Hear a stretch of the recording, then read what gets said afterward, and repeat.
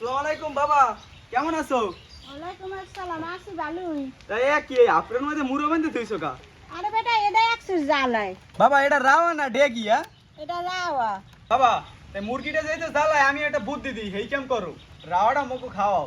বেটা হ্যাঁ, বুদ্ধি খারাপ দেয় নাই। এই কর্ম অনেক ঘরে বাদ থুইলে বেটা হালাই জ্বালাইয়ে দেয়। হাসছে তোকে আজকে রাইন্দে খাওয়ামো অনেক। আসসালামু আলাইকুম দর্শক, বাবার দ্বারে আইছি আজগো, মানে আমার ফুবুর দ্বারে। আমি আবার আমার ফুবুরে বাবা কই, তাই এদের এটা রাওয়া বান্ধে থুইছে। বাবারে কইলাম যে রাওয়াটা যেহেতু বান্ধেই থুইছে আজকে মুখ খাওয়া, তাই বাবা রাজি হয়ে গেলে দেখ কেলো রাওয়াটা কত বড়। দেখো বাবা যায় না জানি। ছাড়াও ছাড়াও ধরছি। দর্শক ফুবুর দ্বারে তো কোনো রকমের আবদার করে একটা রাওয়া পাইছি। বাবা তা ধরো, তুমি কুটিতে রান্না বাড়া সরাই দাও, দুপুরবেলা আমু অনেক। ঠিক আছে দে।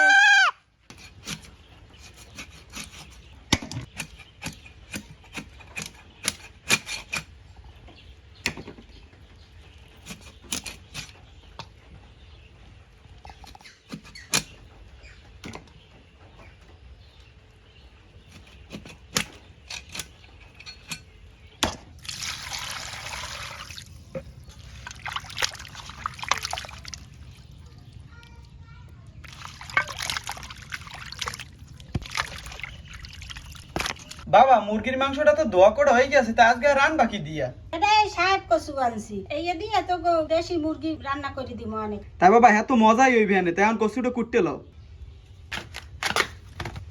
সাহেব কচুটা মনে হয় একটু বুড়ো হয়ে গেছে না, ভিতরে লাল লাল হয়ে গেছে। এই তো ভালো হইবে।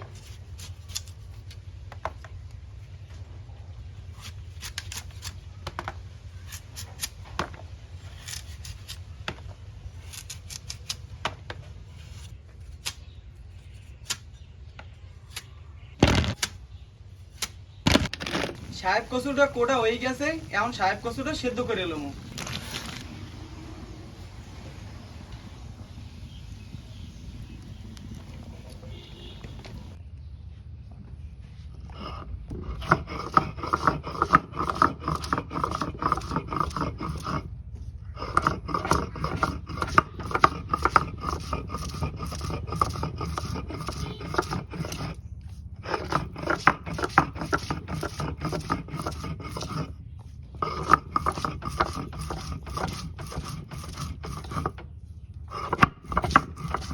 আমাকে আদা বাটাটা শেষ হয়ে গেছে, এখন শিল্পাটায় জিরেটা বাটলাম।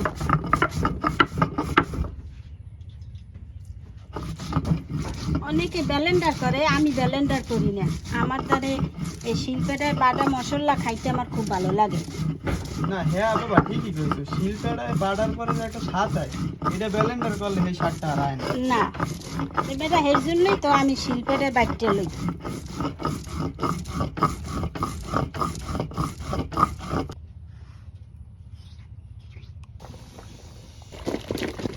সাহেব কচু দিয়া বাবার আতালের রাওয়া রান্দার লাগিয়া এখন কড়ার মধ্যে তেল দিয়ে দেবো। এলাচ, দারচিনি, কাঁচামরিচ, রসুন বাটা, আদা বাটা, পেঁয়াজ বাটা,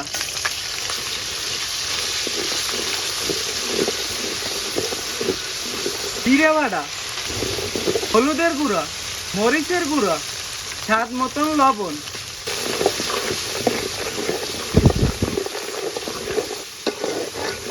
মশলাটা কষানোর লাগিয়া এখন অল্প একটু মৌ দিয়ে দেবো।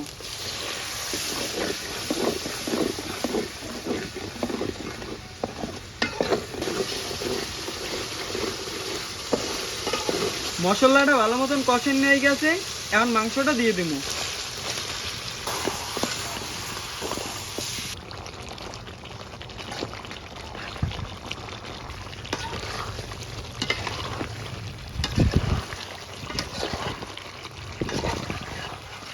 মাংসটা ভালো মতন কষান নিয়ে গেছে, এখন হারা মৌ দিয়ে দেবো।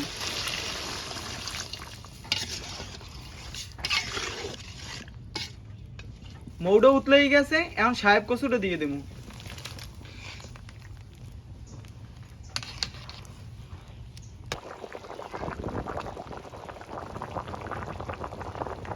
সাহেব কচু দিয়ে দেশি মুড়া রান্দা হয়ে গেছে, এখন উড়ে খেলাম। দর্শক বাবার আতালের জ্বালানি রাওয়াটা সাহেব কচু দিয়ে রান্দা শেষ, এখন দুই চাচাপাতি চাই খাইয়ে দেয় যে কেমন লাগে।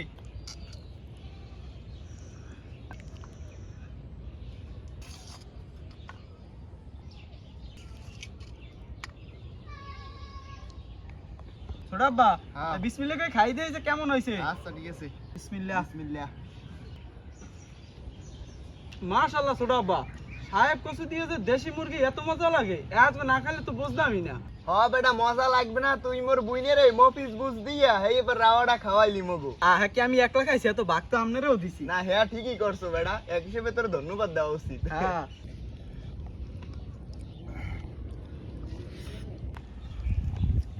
দর্শক সাহেব কচু দিয়া দেশি মুরাই প্রথম খাইতে আসি সেই একটা মজা পাইতে আসি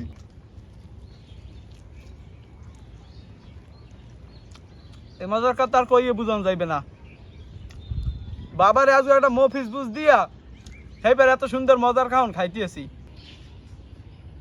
রাওয়ার গোস্তরা যে মজা হইতে একলারা খাইলে হইবে না কিন্তু বাবার লেগে একটু রাখতেন না বেটা আপুলে কি থুই দিস না বেটা আপনি যে খাওয়া শুরু করছেন এত থাকবেই না বেটা আজকে মাংসটা অস্থির হয়েছে বেটা কচুরা দেবেন নরম হয়েছে এত আমি ভাবছি একটু শক্ত শক্ত মনে হয় থাকবে সেই লাগতে আছে হ্যাঁ কচু দিয়ে আর কোন সময় খাইছেন আমি আর কোন সময় খাই নাই আমি এখন যে গরুর মাংস লাগে সাহেব কচু দিয়ে খুবই মজা লাগে কিন্তু দেশি রাওয়াতে এত মজা লাগে আজকে না খেলে সত্যি ছোটা বা বুঝতাম না হ্যাঁ সত্যি দর্শক একবার মা যারা না খাইছেন একবার হলো খাইয়ে দেখেন এক কিন্তু খুবই মজার একটা খাওয়ান তা দর্শক আশা করি আজকে আমাকে সাহেব কচু দিয়ে দেশি রাওয়া রান্নার ভিডিওটা আপনাকে হগুলিদেরই ভালো লাগছে আজকে ভিডিওটা এই পর্যন্তই সবাই ভালো থাকবেন সুস্থ থাকবেন আমরা দুই চাষাপাতি দিয়ে খাইতে থাই দেখা হবে আগামীকাল নতুন কোনো ভিডিওতে আল্লাহ হাফেজ